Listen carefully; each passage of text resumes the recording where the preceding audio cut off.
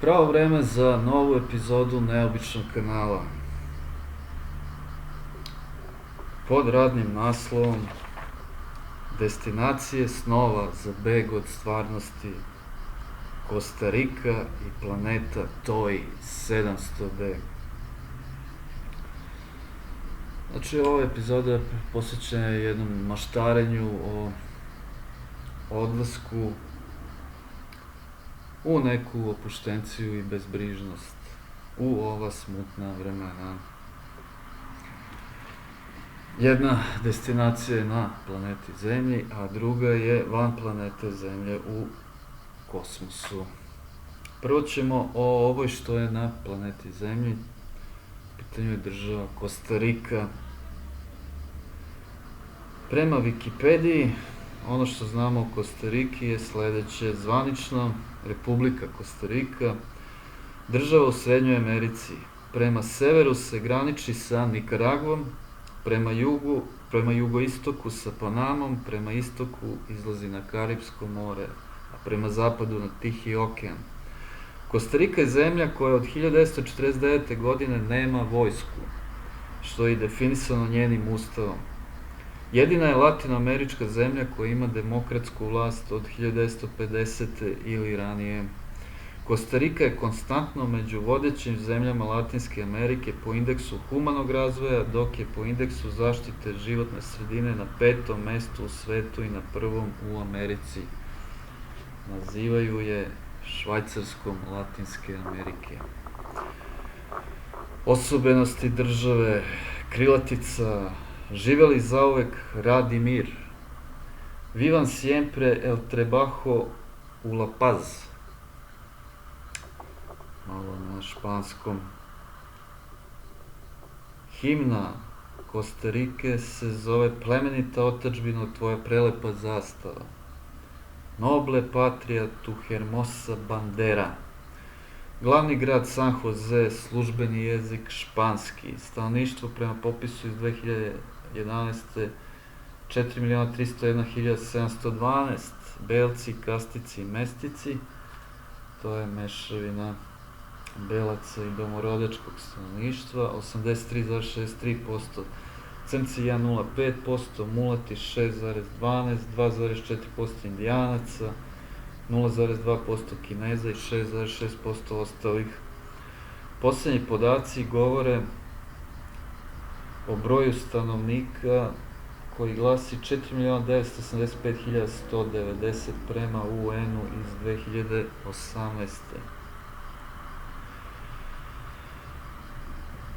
Pretpostavlja se da u njoj živi oko 100.000 Amerikanaca, što bi bila najveća iseljenička kolonija Amera na svetu.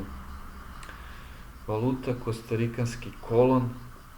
Za državljane Srbije nije potrebna viza za turistički boravak od 3 meseca. Evo sada i turističkog opisa Kostarike. Dobrodošli u Kostariku, zemlja koja prožima niz uzbudljivih adrenalinskih avantura za istoimene zavisnike, gde je najpoznatiji hiking po čuvenim vulkanima. Srce Kostarike predstavlja njena centralna dolina i sama obiluje zelenilom koje doseže daleko pod oblake. Čak 26% teritorije čine zaštićeni nacionalni parkovi, aktivni vulkani, gusta džungla, bistre reke i kolonijalna mesta. Niz bajkovitih prostora uveliko čekaju nove posetioce kojima će divan prizor neumitno bežati od zaborava. Tu je i San Jose kao glavni grad, dok je Alajuela drugi najveći grad na zemlji. Zemlja ispunjava opšte interesovanje i kroz koju zanimljivu tezu: najmiroljubivija zemlja na svetu. To je znači i najprivlačnija teza. Bez vojske, poznata je po dugovečnim ljudima, gde možete zapaziti takozvane plave zone zastupljene ljudima čije starosno doba premašuje čitav vek. Ko da živi 100 mora prosto na Kostariku. Raznolikost stanovništva i dan danas se uviđa, pa uveliko možete naleteti na potomke predkolumbovske populacije poput Bribri, Kabekar i Ngobe indijanaca. Ovde engleski jezik zauzima vodeće mesto u odnosu na španski, znači maltene je kao službeni. Predah od urbanog nalazimo u samoj srži džungle Monteverde, koja krije zanimljive priče o svojim osnivačima. Tu je i popularna šuma oblaka ili Cloud Forest, na must-see listi svakog putnika. Pruža se jedinstvena prilika posete jezera Arenal kao i istoimenog vulkana. Odmaramo u toplim izvorima, slikamo vodopade, životinje, šetamo se putevima koje je ucrtavala lava. Ako možete zamisliti tako nešto. Možda je i moguće zamisliti, znači samo zažmuri, pa u sopstvenoj glavi, odnosno na sopstvenom platnu u glavi. Zamisli Kostariku. Topli vodeni prostori tokom cele godine, neprevaziđena turistička infrastruktura i neograničene atrakcije koje obuhvataju dve obale su razlozi zbog kojih su plaže Kostarike uvršćene među najbolje na svetu. I pošto su skoro 2/3 granica Kostarike obale, postoji puno plaža Kostarike za istraživanje, od Manuel Antonio do Playa Dominical. Zelenilo i plavetnilo Kostarike. Izvolite. Sada da vidimo šta kaže zakon Kostarike za dobijanje državljanstva. Prema zakonu Kostarike pravno državljanstvo može dobiti osoba koja ispunjava jedan od sledećih uslova. Koliko dobijate vojnu penziju, socijalnu pomoć ili državne olakšice u iznosu od 887 evra mesečno. Koliko imate garantovane prihode najmanje 2200 evra mesečno. Koliko uložite depozit u banku Kostarike u vrednosti od 53.270 evra, od ovog depozita će vam se isplaćivati 2220 evra mesečno u periodu 2 godine, što znači da se državljanstvo mora obnoviti nakon 2 godine ponovnim uplaćivanjem 53.270 evra. Koliko ste investitor koji je uložio najmanje 177.560 evra u Kostariku. Vlada Kostarike je uvela ove stroge mere jer ima problema sa kolumbijskim i meksičkim imigrantima. Kostarika, zemlja sa najmanjom stopom ubistva u Latinskoj Americi, naravno kriminal prisutan, postoje delovi gradova za izbegavanje. Ali eto, neobični kanal je pronašao Kostariku kao destinaciju idealnu za beg od stvarnosti. Kako otići? Naravno, avion, verovatno do Španije, pa onda iz Španije direkt do San Josea.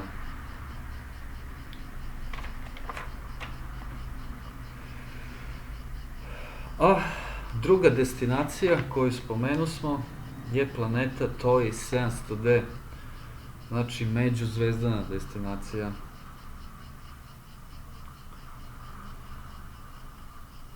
Ova vest je objavljena na RTS-u 8. januara 2020. i prenećemo je u celosti. Planeta TOI 700D. Lovac na planete, kako još nazivaju NASIN satelit, pronašao je planetu veličine Zemlje u zoni u kojoj uslovi mogu da dozvole prisustvo tečne vode na površini. Potencijalno naseljiva planeta pod imenom TOI 700D nalazi se na 100 svetlosnih godina u sazvežđu Dorado. TESS je dizajniran i lansiran posebno kako bi pronašao planete veličine Zemlje koje kruže oko obližnjih zvezda. Planete oko obližnjih zvezda najlakše je pratiti većim teleskopima. Otkrivanje TOI 700D je ključni naučni nalaz za TESS, ili ti lovca na planete. Potvrda veličina planeta i statusa zone je još jedna pobjeda pri kraju jedne od naučnih misija ovog januara, rekao je tada Paul Hertz, direktor odeljenja astrofizike u sedištu NASA u Vašingtonu. Naučnici su koristili NASIN svemirski teleskop Spicer da potvrde nalaze i modelirali su potencijalno okruženje planete kako bi utvrdili mogućnosti budućih istraživanja. TOI 700D je patuljasta zvezda. To je jedna od 3 planete koja je u ranijim istraživanjima pogrešno klasifikovana kao slična našem Suncu. Kada smo korigovali parametre zvezde, veličine njenih planeta su opale i shvatili smo da je zapravo veličine Zemlje. Pored toga, za 11 meseci podataka nismo vidjeli karakteristike zvezde, što povećava izgled da je TOI 700D useljiva ili ti naseljiva, rekla je Emily Gilbert, studentkinja na Univerzitetu u Čikagu. Pošto se još ne znaju detaljni uslovi za eventualni život i moguće naseljavanje na TOI 700D, naučnici NASA kažu da će se u budućnosti baviti mogućnostima koje bi nova planeta mogla da ponudi. Ovu januarsku vest iz 2020. naravno pojela je epidemija zvana koronavirus. Ali sama ideja da postoji tamo negde još planeta slična Zemlji i da može ljudsko biće na njoj živeti je sigurno predivna. Bar za maštu Zemljanina. Bar za nadu, jer neka generacija u dalekoj budućnosti će možda morati zaista bežati sa ove planete. Inspirisan ovom planetom i vešću napisao sam i neke stihove posvećene dotičnoj planeti pod nazivom TOI 700D ili ti TOI 700D. Tako se i zove moja pesma. Uzgled, ja sam i čuveni nepoznati pesnik. Pesma glasi ovako: ove vaše 20. jako liče na one naše 90. Nenameštene krevete, uplakano dete. Zbunjeni, uplašeni svete, pravo je vreme da se ode sa Zemlje, planete. TOI 700D, samo 100 svetlosnih godina daleko, primaš li goste? Planeto TOI 700D, samo da znaš, donećemo i kafu, i piće, i Bajderu, i Rafaelo. Nije problem. Neko voli Ferrero Rocher ili tako kako se to zove, da. Nije problem, planeto, donećemo razne poklone. Samo ti nas primi.